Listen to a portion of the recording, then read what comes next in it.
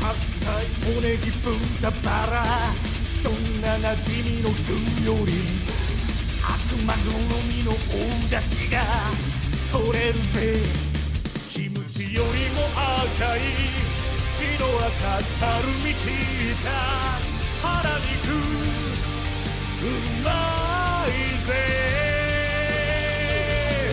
闇なでも絶望するくらい暗く深い鍋底地獄鍋パーティーだ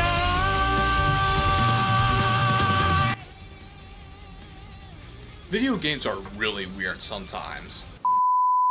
It's no secret that I really enjoy playing the Yakuza games, the wild and wacky world about the real-life crime mob that are still active to this day over in Japan. These games are both a documentation and over-exaggeration of the underground lifestyle of mob bosses and families causing fear and agony across the civilization, with some of the most outrageous and also heartbreaking and heartfelt moments in gaming history. I started getting into this series after watching a video by Super Eyepatch Wolf that dives into the Yakuza series as a whole and the history behind it. By the way, I know I'm probably pronouncing it wrong. It's probably pronounced as Yakuza. I'm just gonna call it Yakuza, alright? Because I don't know, alright? I can't pronounce words the way people want me to, alright? This is America, alright? Don't catch you slipping up. I won't bore you with all the details and do highly recommend watching his video about this series for further clarification. Basically, the main premise of the story was about a Yakuza member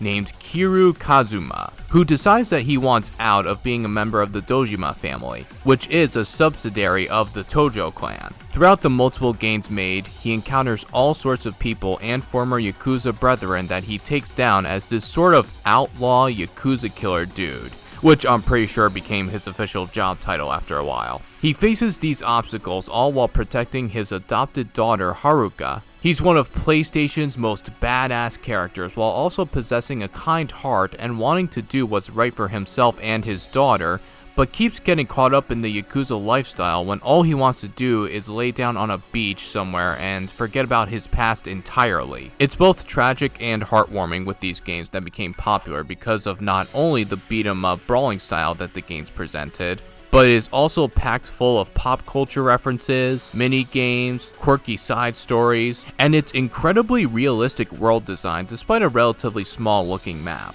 These stories are full of twists and turns as well, so you do have to pay attention to the story quite a bit, as well as the character summaries and bios to find out who's on which side of the coin and all that wonderful jazz. Also, the music is flames.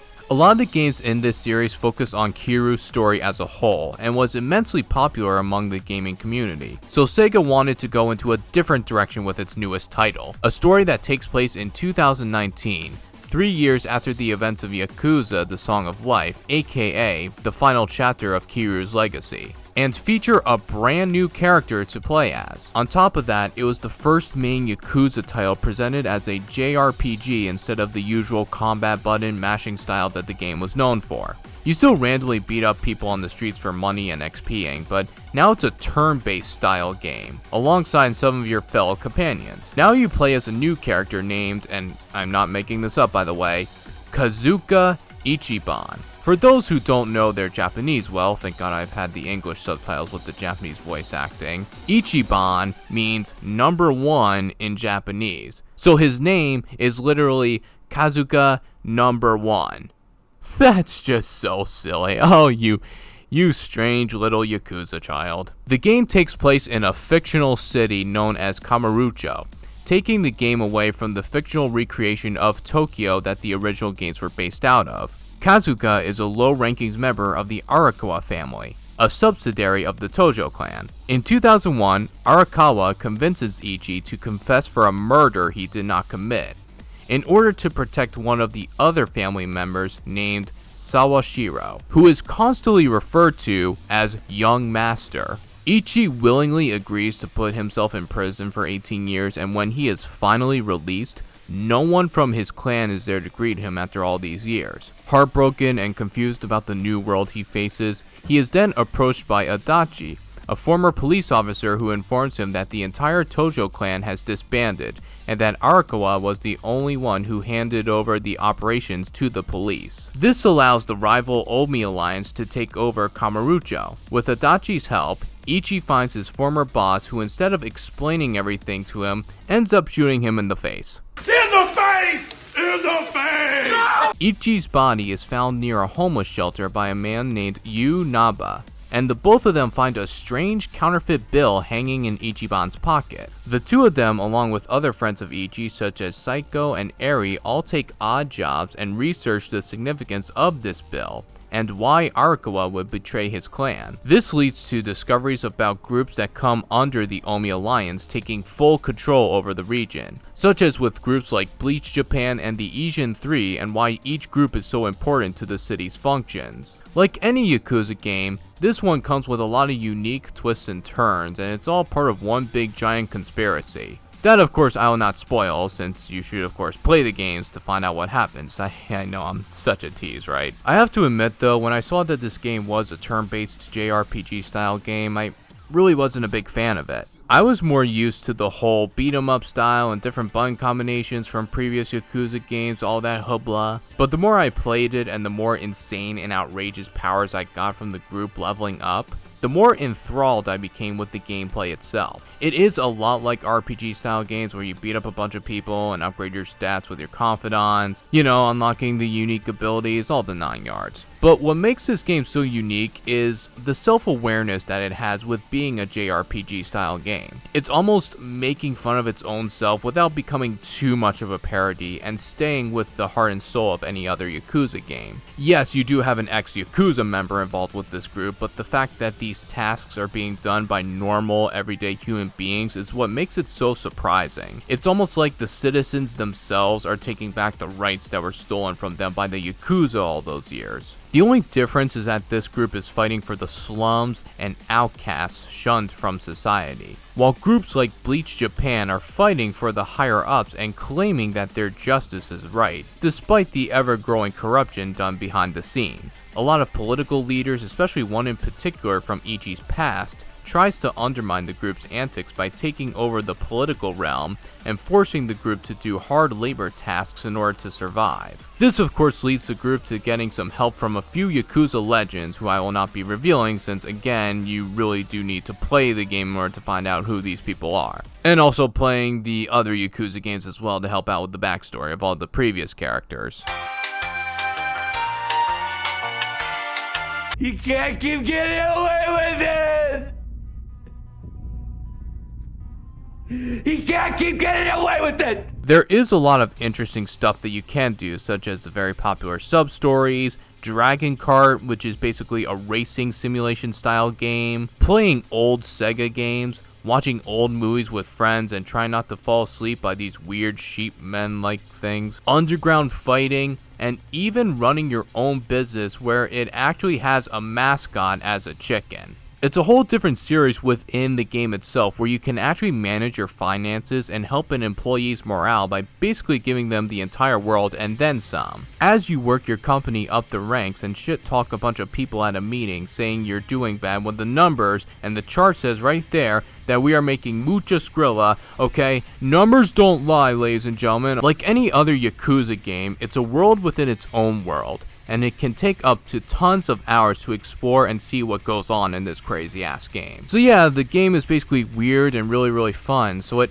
kind of begs the question, why even care about this game at all if it's so much like the others? Well, if you are a longtime fan of these games, it does a lot of great fan service while also introducing these new characters that you get invested in. With the original games, Kiryu is this cold-hearted looking criminal who doesn't often raise his voice unless he is engaging in combat or involved in a really dramatic moment. Whereas with Ichi, he is a lot more loud and bombastic and shows a lot of his true passion and loyalty to his friends despite being betrayed. Unlike with Kiryu, who just wants a way out of the Yakuza lifestyle. It's a really interesting juxtaposition of one man trying to leave his brutal past versus another man trying desperately to seek answers and go back to the way things were. Almost like Ichi is kind of trying to find his way back into the Yakuza world in a weird way. The way this world is set up is how you can't commit crimes out in public unless you're fighting a whole group of gang members. Then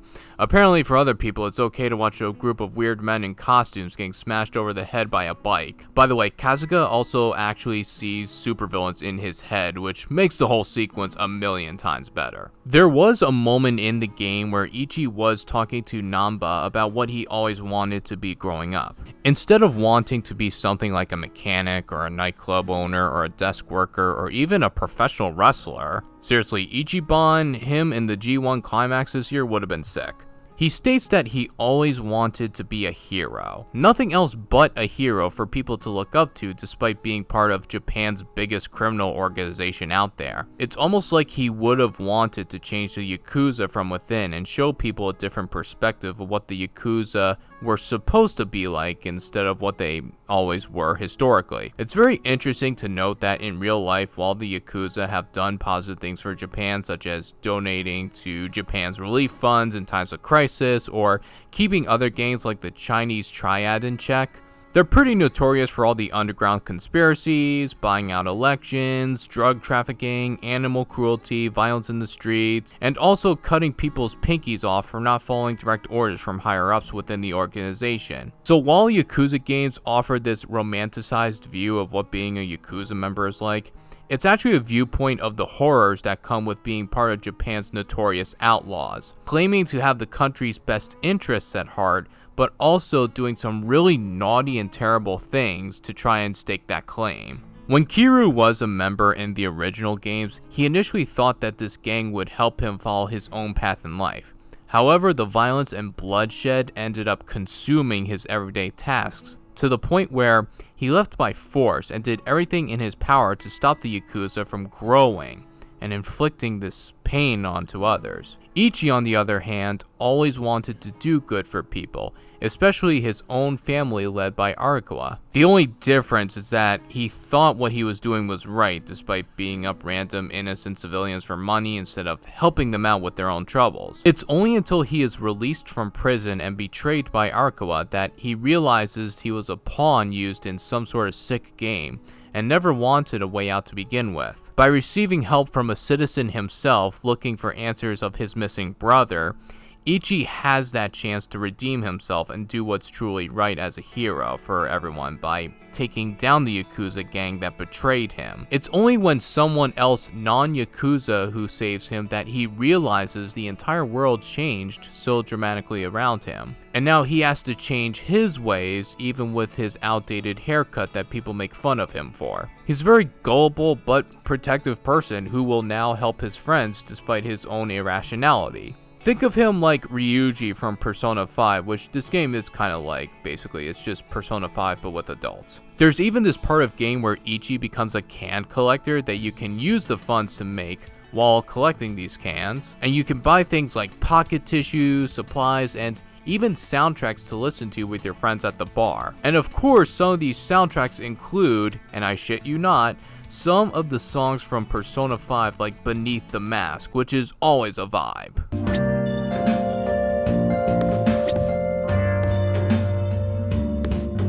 This game definitely gets bonus points from me by doing that. It also helps that you get to know the characters more within their own backstories at the bar, and also learning new tag team moves that you can use with these people on your opponents, which are always a joy to watch. My favorite move, of course, being the orbital laser, which does come later in the game after you really level them up. I mean, you can use a freaking satellite to basically kill your enemies. I mean, technically you're not supposed to kill people, but you can use a laser to knock them out. It's so sick. It makes no sense whatsoever, but I still love it. Ichi is a noble character that rises to the occasion, well, like a dragon, it's in the name of the title. You should definitely play some of the main titles like Yakuza 0, Kiwami, and Yakuza 6 The Sign of Life to truly understand the whole story in general. Once you get past those games, I highly recommend diving into Ichi's story to experience a whole new type of Yakuza game that you will fully enjoy. From its unique character design, to its diverse and dense world, combat, graphics, soundtrack, and every strange and weird little thing about this game in between.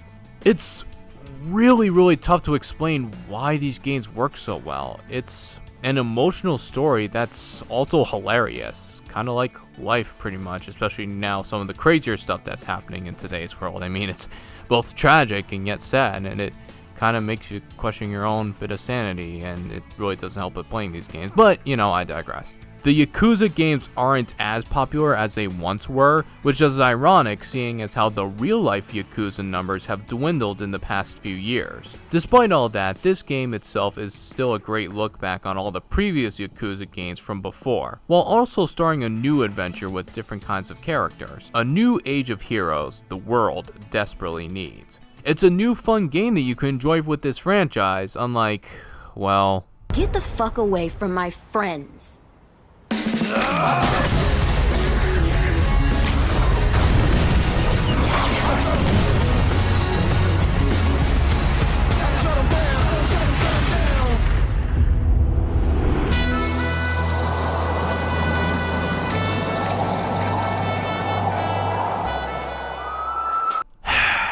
I guess we'll just have to wait and see what happens with that game.